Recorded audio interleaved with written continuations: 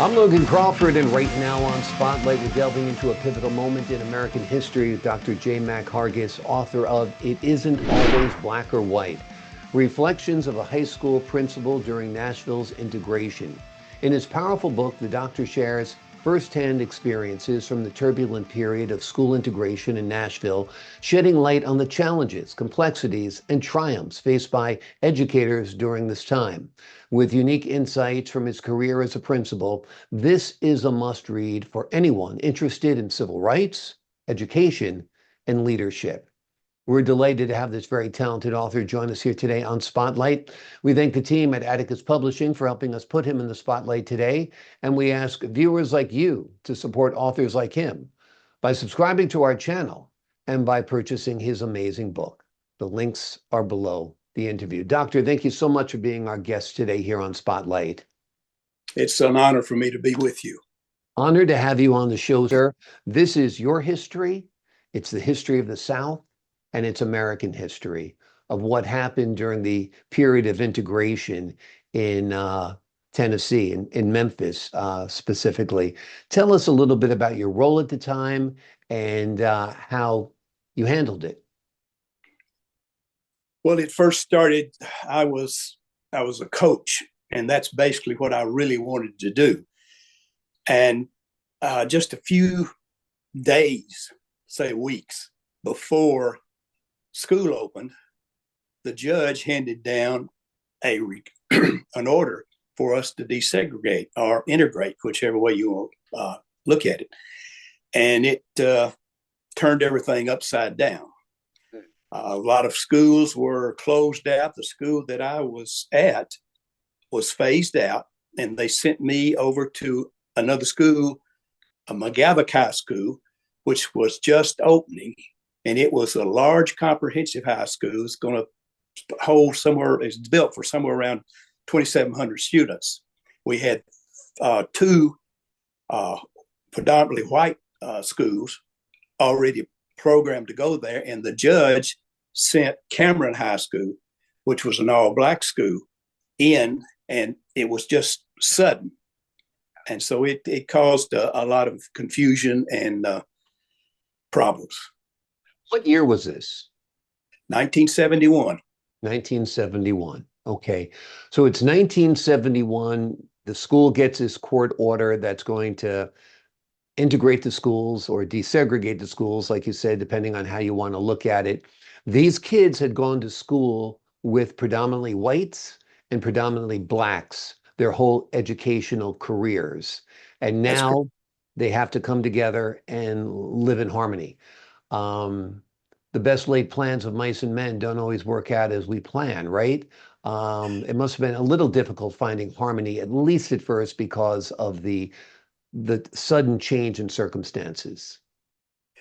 That's very true.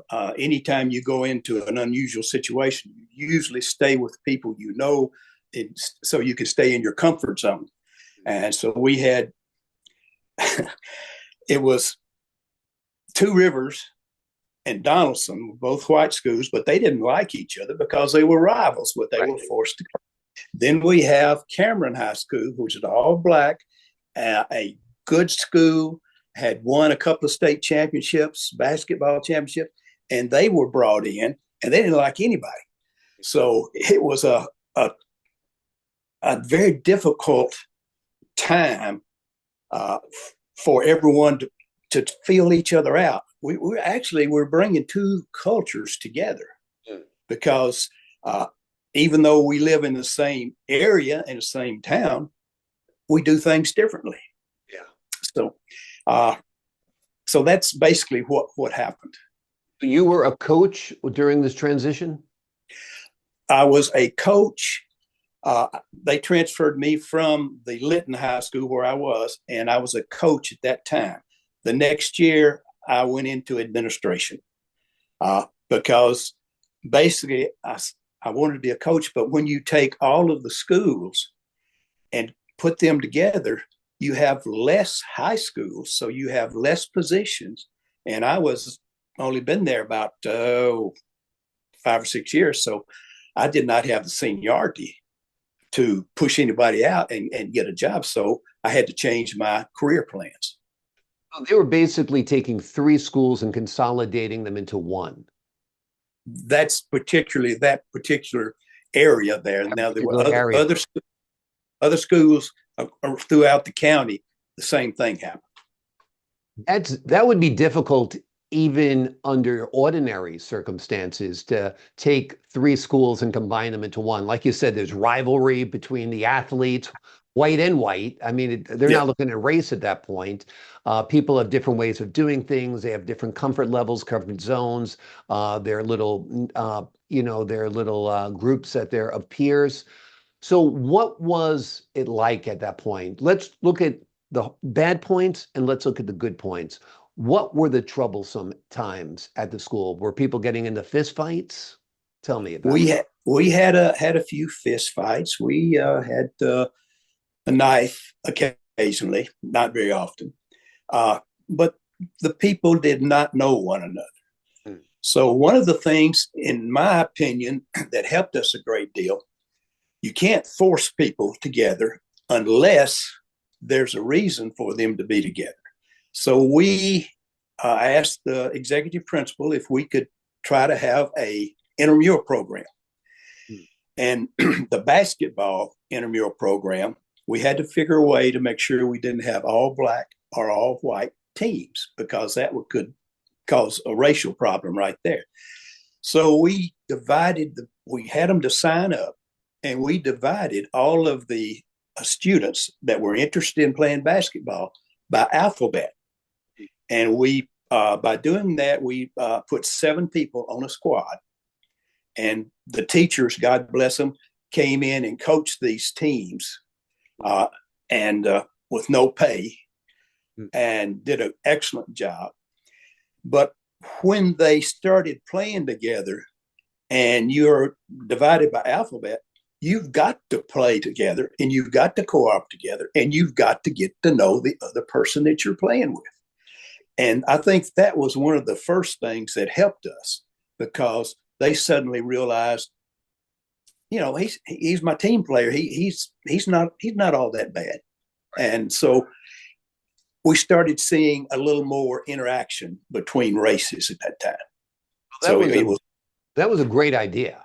I mean, because sports are a unifier. If you look at football teams, for example, you often see, integrated teams where everybody's getting along. It's teamwork. Nobody's looking at, are you black or are you white? They're looking at, are you good or are you bad? And that's what they're concerned about. So that was really a great idea, to basically put together teams, literally teams and figuratively teams of people integrated, and doing it alphabetically was smart as well. So that was a great solution. At one point, did a calm or a peace seem to come? Was it after a year of this, 6 months of this, a couple of years? Tell us how long it took for this to become the new normal. That's a good question, because anytime you have a large group of people, even if they know each other, eventually there's going to be some problems that rise. I would say 2 to 3 years, things beginning to subside and begin to interact with one another in a cooperative way. Excuse me. One of the things, the difficulties we had, Cameron was located in the inner city, and it was 10, 15 miles away from McGavock High School. And we had to finally got a bus where the athletes or anybody, the meeting that they had after school, we would drive the bus and take them back and forth, transportation. We had an auto mechanics class that kept the thing running, and several teachers that got their bus driving license, And so they would, for instance, football practice, after football practice, we would take them home. And during basketball, we had several players, some of the white players, saying when the bus wasn't working, they would take them home. So everybody pulled their load to try to make this a cooperative endeavor. So that was early 1970s, but then in 1981, there was a court reversal, correct? That That's correct. impacted the integration process. What happened then? I mean, it's got to be like, here we go again, right? That's exactly right. The court order said, this is not good enough, so you're going to have to go back to where you were, your original school. So some of the schools had to reopen. And for instance, I got a phone call from my boss, so to speak, and he said, we're having to open Cone High School. We'd like for you to go over there. So I went. Yeah. Now, the problem with Cone High School is that it was originally a junior, it had been changed into a junior high school. And all the desks were small, no equipment there whatsoever. And we had about 2 weeks to get that school opened up and running properly. So we finally got the desks changed out, and the students showed up, and we did not have them scheduled. No one knew this was going to happen. So what we did what I did there, the guidance counselors set up their area. We've all been in school. We know how that goes. Right. And scheduling, sitting in a classroom by yourself or with a group, you're going to wind up some problems if you just sit there all day long. Yeah. So what I did was I called the school library, central office, and asked them if they had any new films. And they had 3 or 4 that were new. And I think, I can't remember the names of them right now. I remember John Wayne was in one of them.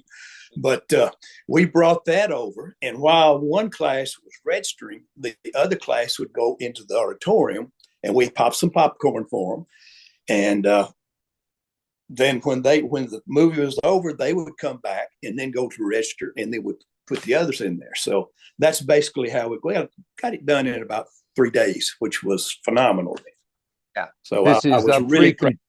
Yeah, really, you would have to be really proud. And it was a smart idea to have the film to distract the students. It sounds like you guys had to do a lot of improvising and a lot of thinking on the fly, and you got it done. It's really, really amazing. This is also before the computer age. I mean, nowadays you pick up a keyboard and boom, boom, boom, everybody's scheduled. That's true. This has to be done manually, filled out, and coordinating of a myriad of classes ain't easy, as we like to say. Well, you look like you were going to say something. Well, you mentioned computers. The computers were just beginning. And at McGavock, when Cameron was coming over there, we had schedules for Two Rivers and Donaldson. But Cameron, we had no schedule. So we ran their cards they had through the computer, and it was too much for the computer. It just kind of dropped. So the weekend before school started, teachers and administrators stayed there and hand scheduled every student. One of the problems that we had, Cameron, we couldn't look at them and say, okay, this is an academic student, we need to put them in advanced English or something like that. We had 1 day. And so we just put them in classes. Right. So that they would be in classes at time when to go to school. And they had a schedule. Then we went back and started looking at what area they should be in.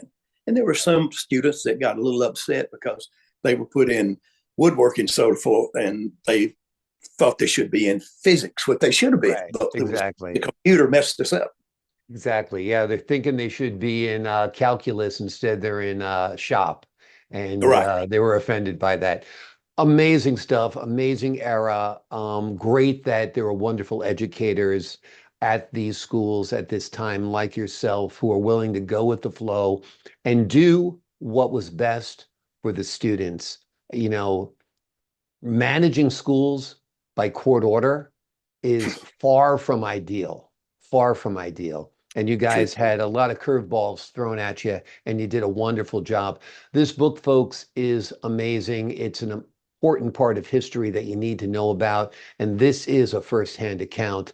The book is called It Isn't Always Black or White, Reflections of a High School Principal During Nashville's Integration. It is a powerful book. The doctor shares his firsthand experiences, as I mentioned, from the turbulent period of school integration in Nashville, shedding light on the challenges, the complexities, and also, of course, the triumphs faced by educators during this time.